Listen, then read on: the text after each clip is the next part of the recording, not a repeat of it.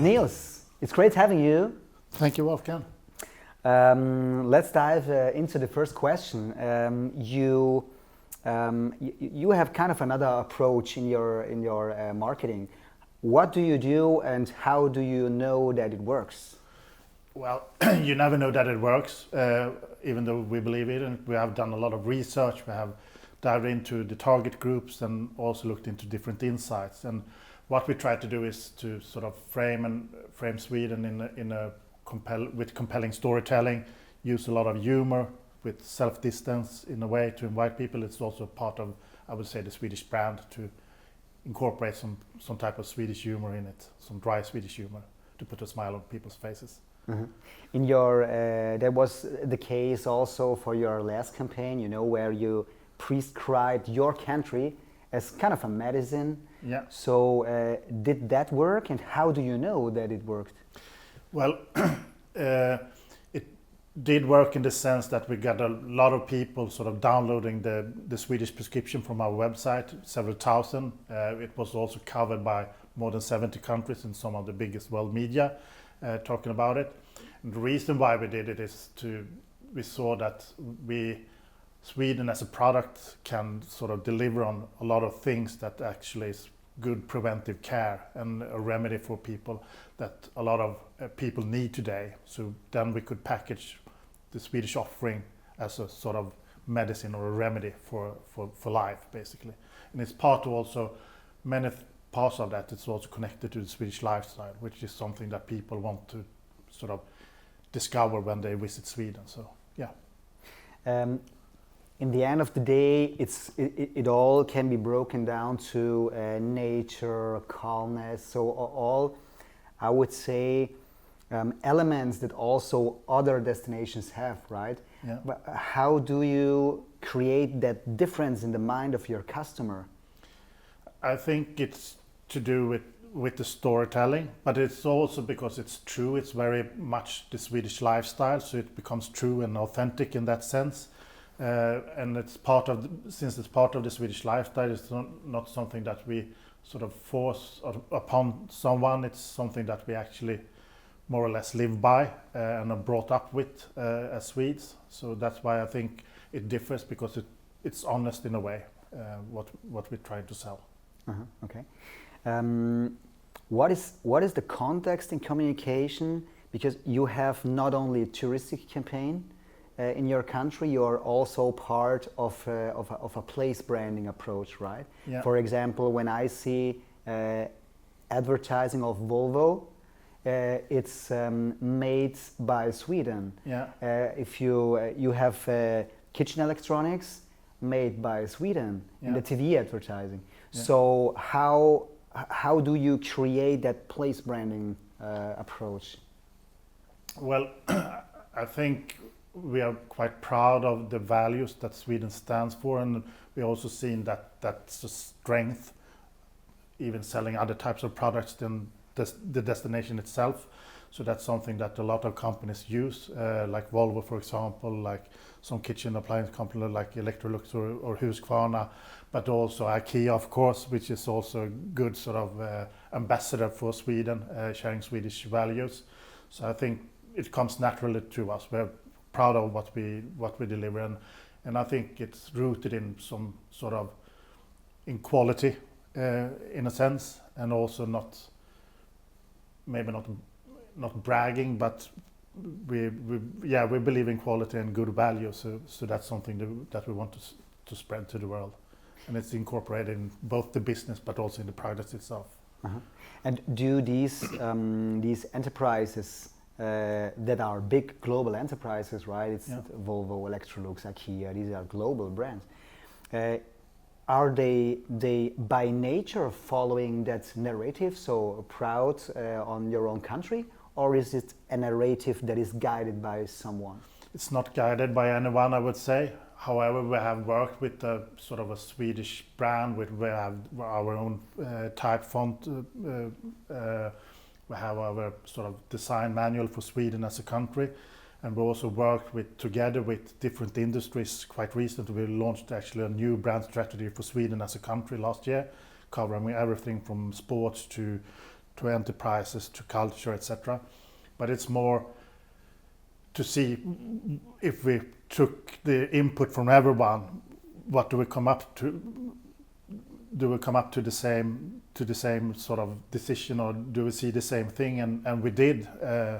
And that's why I think it's not guided by anyone. Everyone lives by it in their own sense, but it's very similar in many ways. So we sort of put it together in a sort of a brand platform for Sweden. So it's the process. The result of the process has been kind of an alignment of the key messages, and so that anybody later on can put the right stuff on his own communication. Yeah, absolutely. And I think it's good also for startups or for other industries that maybe don't communicate that much to sort of go back and what are the values and what do we stand for as a country. So the sort of brand promise for Sweden as a country is a space to grow, whereas we as Sweden as a destination, which I work for, is we are shaping the new era of purposeful travel, and I think that aligns really well to the space to grow. Because that's something that we want to give to other people, we want to share, and we also want to bring in other cultures and things to grow together.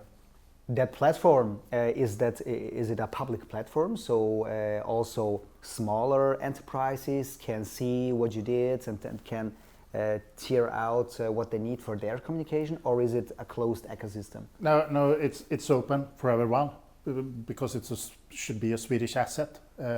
This is just in the beginning. We have had an old platform before, and now we twisted it, and we needed to sort of redo it a bit to align with what we have, and also include more voices from different parts from academia to sports, to culture, to tourism, etc. So that was important. So we did a more thorough work. The Swedish Institute who was the lead for that work, and then also worked together with us at Visit Sweden, but also Business Sweden, and then a lot of other people. So there's several hundred people have sort of cooperated to get that platform together. But it's open for everyone to use, and we want them to use and take the parts that actually are good for them and help them in growing their business, basically. And is there somebody or some entity that is safeguarding the usage? Like if I'm producing weapons, I suppose I'm not eligible to use made by Sweden or some other messages you defined, right? Yeah, no, it's no one safeguarding it, I would say. It's open, it's free, we have freedom of speech, we're very proud of it. We're the first country in the world, I think, with freedom of press and freedom of speech. So it's for everyone to use. Of course, we don't want people to use it in a bad way, but as long as they do it with the right mindset, they're free to use it, absolutely. So it's built on trust. That's good. Yes, absolutely. Yeah. And trust is one important pillar of the strategy, absolutely. Yeah. Okay, cool. And collaboration. Yeah. You then, on an again higher level, integrate in the Nordics concept, right? How is that made, or how do you integrate in the Nordics? Is that a committee that steers out the activity, or how is it built? Yeah, on different level. Me, myself, or Visit Sweden, we're mainly working with our peers in the other sort of national tourist board, like Visit Denmark, Visit Norway, Visit Faroe Islands, Visit Iceland, etc. So there we have a common platform as well with the values of the Nordics, and I don't think we differ that much, to be honest. Maybe in some areas and also how you interpret things, but we are quite similar in many ways. But then on a higher level, you have the Nordic Ministry of what is called the Nordic Ministry. I forget what it's called. Like the Nordic Ministry Committee, where they work on different areas together. Okay. For us as a region together. Yeah. Okay, cool. In your eyes, Nils, what are other countries or other regions at the moment constantly doing wrong if you observe something? And in your eyes, what does it cost them? No, I think what a lot of countries going to sort of country or destination promotion or place promotion, I think a lot of countries concentrate on sort of more rational values rather than the emotional part. So I think the message doesn't stick with the audience, so they soon get forgotten. And I think that's one of the biggest risks when you do sort of poor communication. If you do it on the wrong level, it costs you. It doesn't engage people, so it costs them the money they have spent, and no one cares what they're doing because they forget it all the time. Every day we're exposed to 5,000 commercial messages, so there's a very busy landscape, and if you're going to compete with all the other brands out there, you need to sort of do it in a way so that people engage and get emotionally connected in some way, so that they engage and remember it. So the biggest risk is to do things that people don't remember, because then you have wasted money and resources on something that doesn't stick. Uh-huh. You can say that since you're in the game since more than a decade. During this time, what has changed in your eyes, and what will maybe be the impact of AI when it comes to branding, communication, in destination marketing? Yeah, I think there are a few different things. One is, of course, around efficiency. You can do a lot of things more efficient with AI. You can prepare things, you can research things, etc. But the things that scares me a bit is that people become lazy, so they don't do it deep enough or don't ask the hard questions when they use AI. It's a fantastic tool.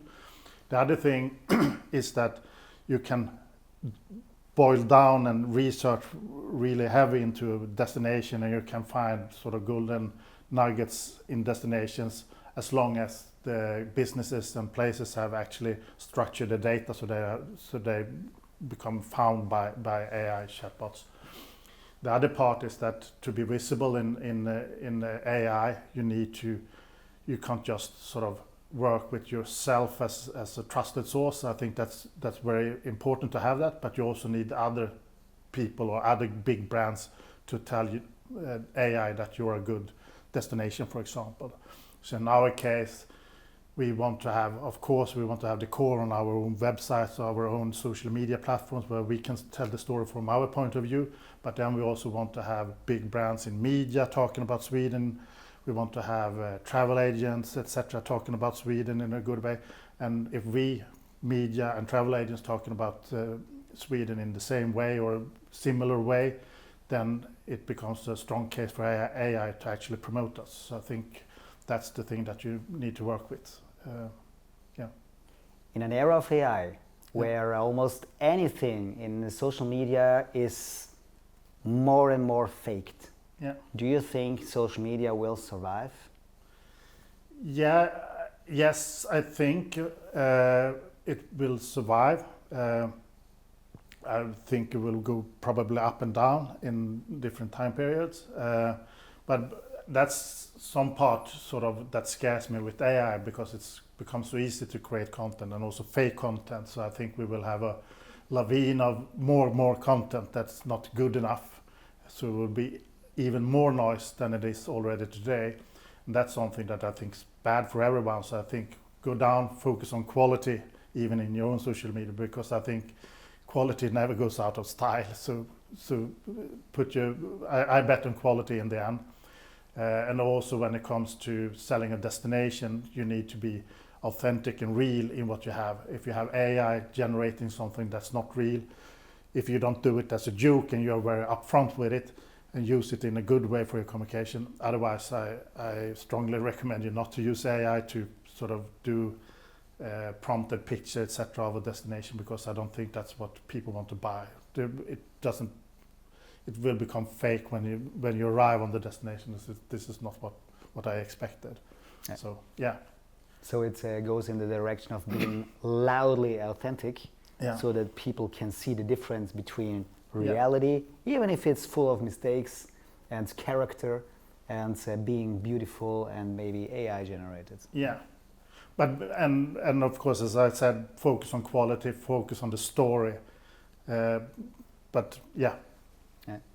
Having a look at Europe or even the globe, who do you observe that is, in your eyes, doing an excellent job at the moment? Oh, I think there are many. Unfortunately, when it comes to sort of destination market, I don't think. Unfortunately.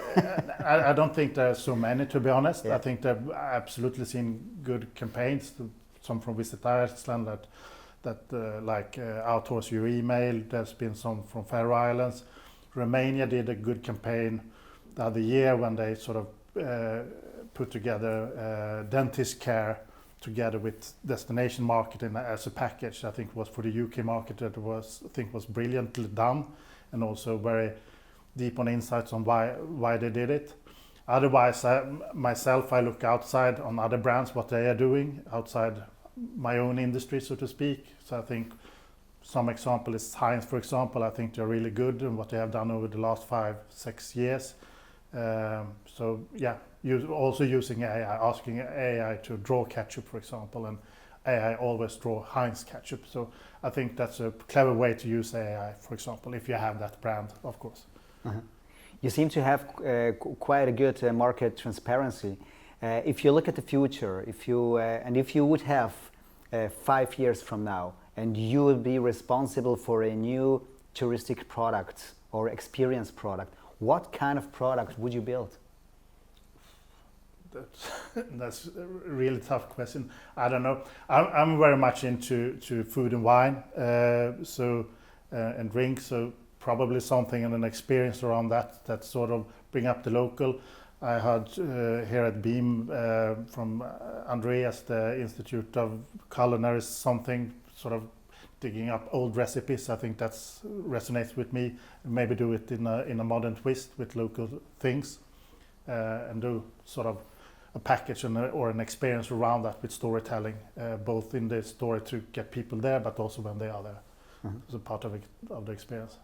So interesting, because this is a target that is that is of high interest for many destinations, since we are traveling also to delight food of other countries, of other cultures, right? On the other hand, did you ever, or had you ever the problem that you've been appealing to a target group that you didn't want in your country, and what did you do?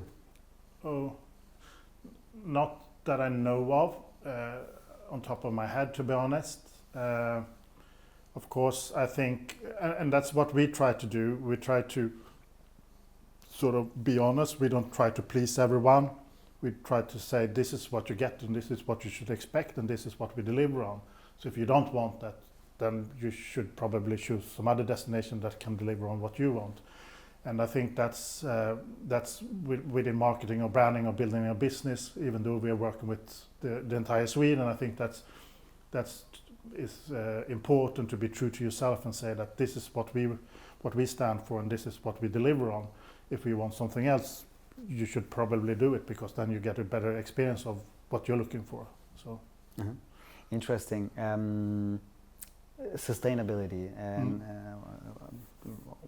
one important topic for many destinations. And we heard yesterday in a keynote that you shouldn't go too far, so you should avoid trying to educate people when it comes to sustainability. What is your approach to sustainability? Is there a topic that you treat in your communication, or do you say, okay, Sweden is per se sustainable, so we avoid talking about it? No, I think we don't talk about it per se as writing out this is green or this is eco or this is sustainable. We try to incorporate it in the overall storytelling. So a lot of the things, and also sort of our brand for Sweden as a destination, is much built on sustainability, both the sort of economical, the social, and the climate parts of sustainability. So that's incorporated in the story, I would say. And also when I meet people outside of Sweden that have seen what we have done, they say that you're really good because you don't say the words, but when we hear the story, it's sort of incorporated, so they get it anyway. And I think that's the best way to do it. Of course, you can educate to some extent, but I think it was Tyler Brulé that said yesterday that you shouldn't do that. But and I think and what he brought up as an example was quite obvious things that I think is now quite rooted in people. But I think you can always get better, and you should always try to explain what you're doing and why you're doing it. In that sense, educate people. You shouldn't write it on the nose all the time, because then it becomes maybe offensive in one way. So yeah. Okay. Nils, last question. Yeah. What would be the one piece of advice you would give somebody starting in destination marketing, experience marketing? Your one piece of advice. It's really hard to give one, but I would say it's not a sprint, it's a marathon. So please look for the long run, not just for the short wins. All right. Thank you. It's been a pleasure, Nils. See you later on. Yeah, thank you. Welcome. Been a pleasure.